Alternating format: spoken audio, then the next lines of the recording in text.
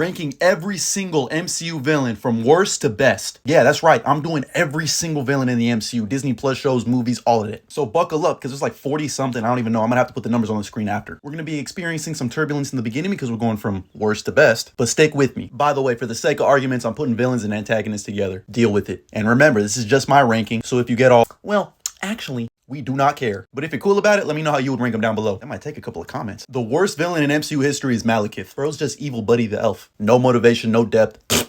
Next up, I got Loki's daddy, Laufey. We thought this was going to be the villain, but he was ass. We got Crow next. Why did Bill Skarsgård agree to this? Motivation just makes no sense. Shows up at the end to fight the Eternals when he really should be on their side, fighting Icarus and the Celestial. Make no damn sense. Next up, we got Rajma, who, yes, is a real Marvel villain. I mean, really, her and the clandestines just wanted to get home, but they were just boring. From there, we go to the Dweller of Darkness. Again, motivation weak, just a giant-ass kaiju wants to take over the world or whatever. And like him, we got Dormammu. Dormammu, I've come to bargain. Another guy who just wants to take over every dimension. And from there, I gotta mention Caecilius. What a waste of Mads Mikkelsen. Just Dormammu's errand boy. Next up, we got Todd and Intelligentsia from She-Hulk. I get what they were going for. I think it's funny. They made fun of all the fans who were just gonna hate for hating sake, but this shit was just... From there, we go to Whiplash, played by Mickey Rourke. The literal definition of, it should have been me! Just a classic revenge story, but I want my board. And along the same lines, we have Aldrich Killian from Iron Man 3, or I guess the real Mandarin he calls himself. Look, all he really wanted was a friend. Bro is so damn insecure. Next up, we got Ronan the Accuser. Just another typical bigot who wants to destroy the race that he's been warring with all this time. Power hungry. What are you doing? Dance off, bro. Me and you. Next up, we got Justin Hammer from Iron Man 2. The charisma is there. I actually like his character. He just plays like the worst parts of Tony Stark, turned up to like 50. Aisha of the Sovereign from Guardians of the Galaxy Volume 2. Hey, low-key, she should be higher. She wants to kill the Guardians because they don't take no shit. You embarrass me? I'm coming for your neck. Next up, we got Emil Blonsky's The Abomination. I mean, he's really just an athlete past his prime who decides to juice for some competition. That fight in Harlem was cool, though. Next up, we got Ghost, who again isn't really a villain. She wasn't a bad person. She just did bad things because she was in pain. Next up, we got Jan Rog, misogynistic manipulator. Got packed up real quick. And next up, we have this abomination, Taskmaster.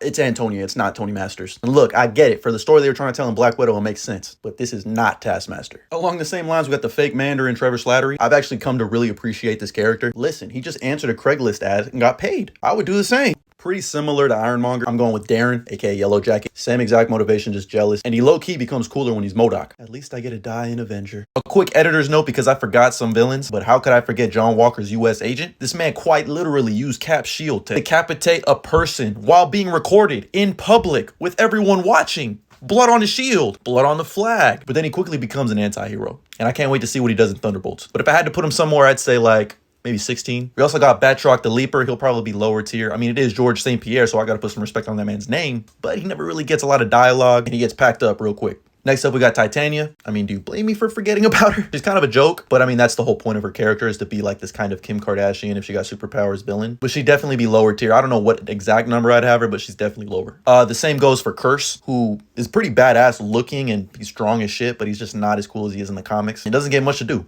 Same thing goes for Surtur. Shout out my boy Clancy Brown for voicing him. But he does follow through with Ragnarok and destroys Asgard. So for that, I feel like I'd put him like maybe in the 20s. Next up, we got Death Dealer, a character who literally says absolutely nothing. It has some of the best hand-to-hand combat we see in the MCU. So for that alone, I'd probably put him somewhere in the 20s, 30s. Finally, we got Razor Fist, and I feel like the same thing goes with Death Dealer. The fact that he was in this bus fight scene alone, gotta put him in the 30s or 20s. Don't be rash. I got Adam Warlock next. Bro really packed up the Guardians by himself. As a toddler, grown man's body still sucking on the teat. He just like me for real. From there, we got Obadiah Stane's Ironmonger, really just jealous of Tony Stark, selling Tony's weapons under the table and stealing all of his designs. Tony Stark was able to build this in a cave with a box of scraps. From there, we got Arsham the Judge next. And look, I get it. Earth has to perish so another Celestial can be born. Decent motivation. And his meat rider Icarus follows suit. The betrayal. From there, we got Thaddeus Ross. He's just Hulkist. Just hates anything green and powerful. When the first meeting with her dad goes wrong. And next up, we have this human trafficker Dreykov. This man was trafficking orphaned little girls, brainwashing them, and turning them into assassins to do his bidding. This is a real menace. I just wish we got more of them. Next up, we got the leader of the Thanos was right movement, Carly Morgenthau. And look, I get her motivation. I don't know why a lot of people don't like her character. I thought it was a compelling question of morality in the post-blip era. And you know, someone who had a similar philosophy to Thanos, Arthur Harrow. was trying to balance the world by removing all those that are going to do evil in the future. The only problem is you're judging them before they make that choice. People can still change, and you probably just shouldn't kill people before they do something bad. From there, I got Kingpin, and look, he could be a lot higher, but the only reason he's in this middle ground is because of everything he's done in the Netflix show. They kind of did him dirty in the MCU, I'm not gonna lie. And for that, I am not here to threaten you.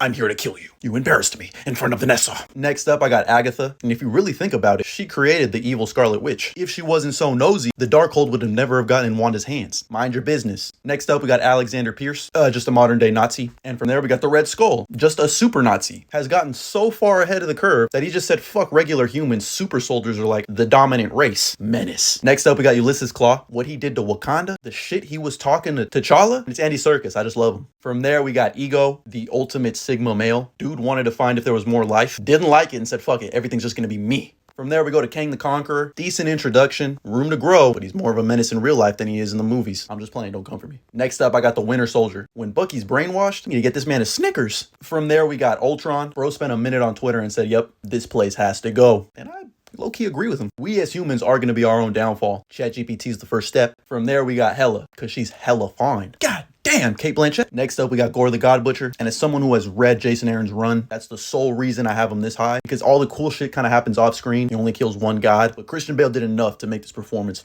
chef's kiss. Next up, we got Mysterio. Jake Gyllenhaal's Mysterio is perfect, and he really ended up winning in the end. Into our top 10, we got Adrian Toomes' Vulture from Spider-Man Homecoming. Modern day Robin Hood, only he didn't give to the poor. He just stole from the rich. And look, I get it. If I lost my job because some superheroes made a mess that I was supposed to clean up, decided to do their own thing, I would definitely make a big giant flying vulture suit. With the High Evolutionary, this man is just Space Sid from Toy Story. He didn't want to make the world a better place. He just hated things the way they were. There is no God. That's why I stepped in. That's called motherfucking bars. And I hate him for everything he did to Rocket. I got Helmet Zemo and eventually Baron Zemo. He won. Great motivation, lost his family in Sokovia, and decided to turn the Avengers against each other internally because he knew he couldn't fight them one-on-one. This man 5'6" head. In 7th place, I got Namor, or Namor, doesn't matter. Really was just trying to protect his people. Not really a villain, but when you pack up the Queen of Wakanda and say, bury your dead, mourn your losses, you are the queen now. God damn, menace. Agua Papi was playing no games. Did anyone else think it was funny how he said, my people call me Akukunkan, but my enemies call me Namor? And everyone in Wakanda knew to just call him Namor because he's their enemy.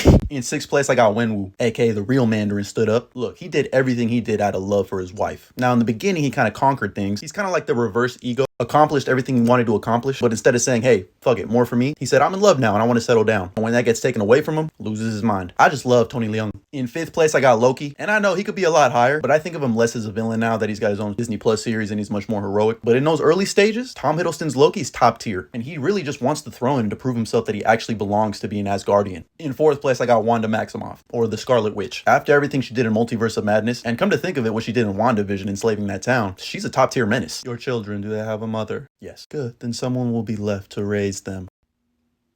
What mouth? That whole scene was just, what the fuck? But I mean, after everything she's been through and being corrupted by the Darkhold, I get it. Still villainous though. And I still wish they would have saved her villainous turning in an actual Avengers movie, because Multiverse of Madness was just like one panel of Avengers disassembled. Into our top 3, at 3, I got the Green Goblin. Some men just want to watch the wild bun. Terrible Michael Caine impression. But that's the Green Goblin, man. Just a pure chaotic villain whose entire mission is to get the hero to turn on his own morality. I just want to kill you myself. Attaboy. This man was smiling while he's taking punches from Spider-Man. Pissed off Spider-Man. You know? In 2nd place, I got Eric Killmonger. Look at this face. Look at that stare down. Elite motivation. Elite plan. Elite hand? Is this your king? I've trained my entire life waiting for this moment and all this death just so I could kill you. And he's really from Oakland, no. But in 1st place, you already knew it was going to be Thanos. This man snapped away half of all life. Too many mouths, not enough to go around. The hardest choices require the strongest wills. And then his younger self comes back to get that lick back for his future version's death.